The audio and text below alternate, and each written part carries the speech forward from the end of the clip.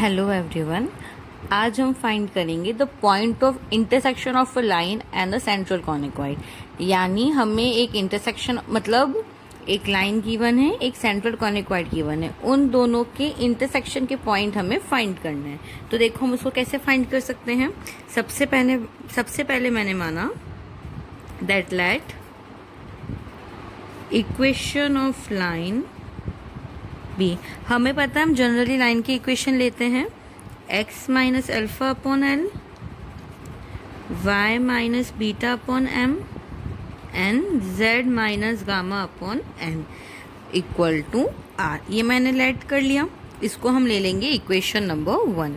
ठीक है। सेकंड हमें गिवन है सेंट्रल कॉनिकॉइड। हमें पता है सेंट्रल कॉनिकॉइड का स्टैंडर्ड फॉर्म क्या होता है, इसे प्रीवियस वीडियो में हमने देखा है। तो चलो हमने माना let equation of central conicoid be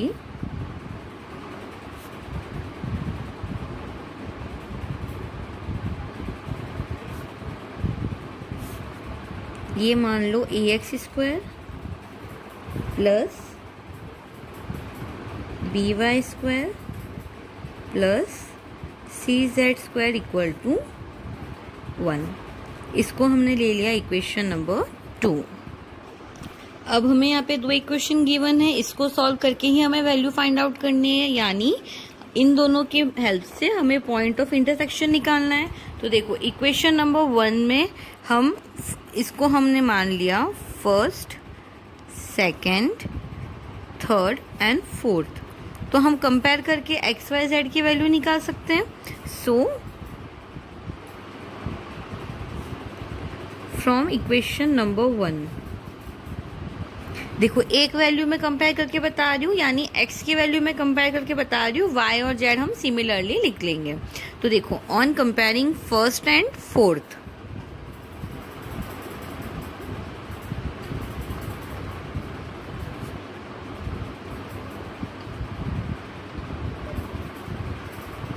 ये हमारा फर्स्ट, ये हमारा फोर्थ, इसको कंपेयर कर लेंगे हम।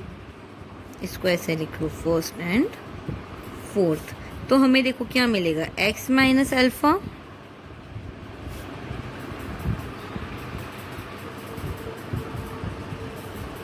Upon l equal to r। तो देखो कंपेयर करने पर ये हमारा हो जाएगा x minus alpha equal to r l, यानी x की वैल्यू आ जाएगी alpha plus are l. Similarly अगर हम सेकेंड एंड फोर्थ को कंपेयर करते हैं, थर्ड एंड फोर्थ को, तो हमें वैल्यू मिल जाएगी y और z की। यानी सिमिलरली अगर मैं लिख लूं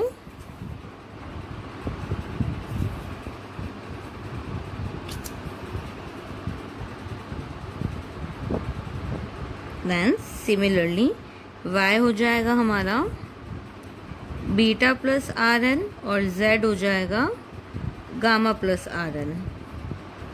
यानी हमारे इक्वेशन नंबर फर्स्ट से कोऑर्डिनेट आ जाएंगे alpha plus are l, beta plus are l, sorry beta plus are m n, ये हो जाएगा हमारा एन। ठीक है, तो हमारे कोऑर्डिनेट हो जाएंगे। So any point on line 1 will be A. हमने माना ए कोई पॉइंट है इक्वेशन नंबर 1, यानी इक्वेशन नंबर 1 लाइन वाली इक्वेशन पे alpha plus are l, beta plus are m n, gamma plus are N.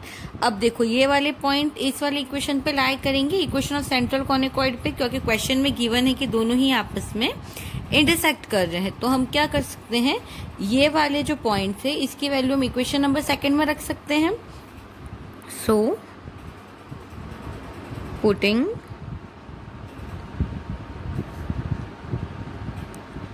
values in equation number 2।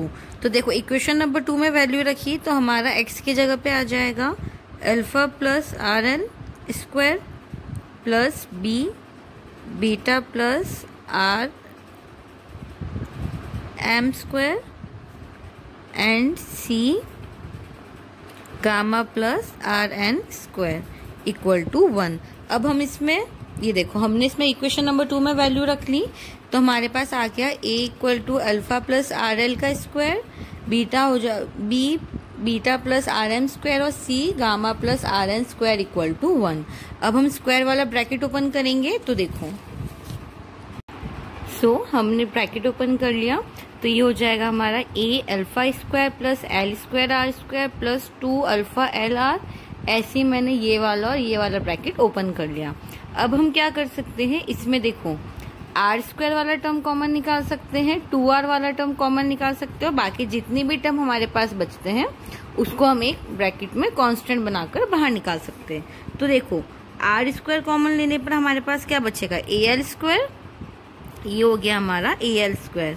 इधर से देखो अगर आर स्क्वायर कॉमन निकालूंगी तो मेरे पास बचेगा BM स्क्वायर एंड इधर से हो जाएगा CN स्क्वायर, है ना। उसके बाद अगर हम 2r कॉमन निकालते तो हमारे पास बचेगा AL alpha plus BM beta and CN gamma, और बाकी जितने भी टर्म हमारे पास रह गए उसका एक हम ब्रैकेट बना लेते हैं, वो हो जाएगा A alpha square B beta square and C gamma square equal to 1।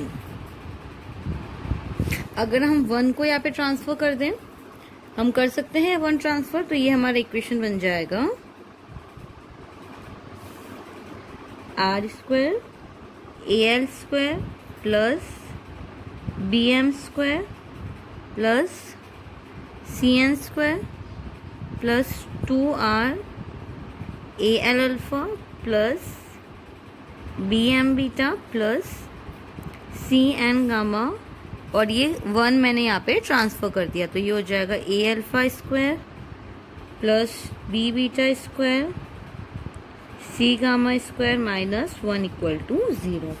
इस इक्वेशन को मैंने दे दिया नंबर इक्वेशन नंबर 3।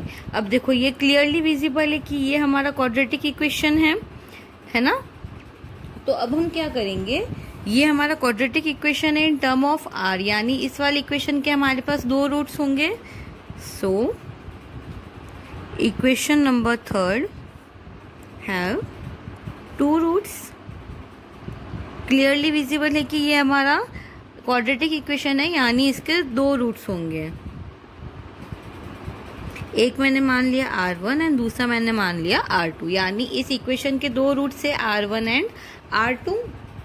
तो अब हम इसके रूट्स R1 R2 की वैल्यू इसमें रख सकते हैं पॉइंट में। तो हमारे पास देखो 2 पॉइंट हमें मिल जाएंगे, यानी हमारा जो लाइन है और जो कॉनिक सेंट्रल कॉनिकॉइड है वो 2 पॉइंट पे इंटरसेक्ट करेगा। मैंने मान लिया एक पॉइंट है P और एक पॉइंट है Q, यानी इस पॉइंट में एक बार हम R1 रखेंगे एंड एक बार हम R2 रखेंगे।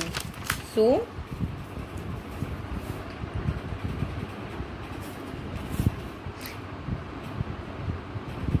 there are 2 points of intersection R1 and R2. There are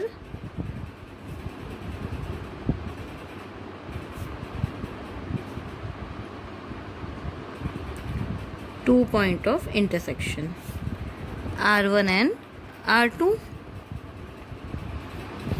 2 point है हमारे पास R1 एंड R2, तो हमारे पॉइंट हो जाएंगे P, एक मान लो P, ये हो जाएगा P plus alpha plus LR1 comma beta plus MR1 and gamma plus NR1 and Q alpha plus LR1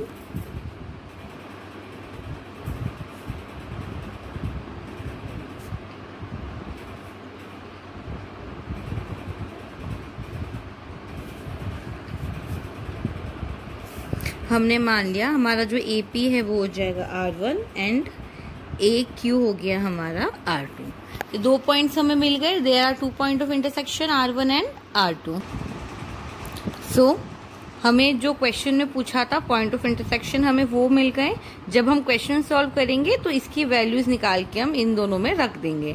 I hope सभी को ये फॉर्मूला, ये थ्योरम अच्छे से क्लियर होगी कि जब हमें एक लाइन गिवन है और एक सेंट्रल कॉनिकॉइड गिवन है तो फर्स्ट चीज उसके 2 पॉइंट ऑफ इंटरसेक्शन होंगे और दोनों के ही पॉइंट्स होंगे तुम्हारे P and Q। I hope सभी को ये थ्योरम अच्छे से क्लियर होगी।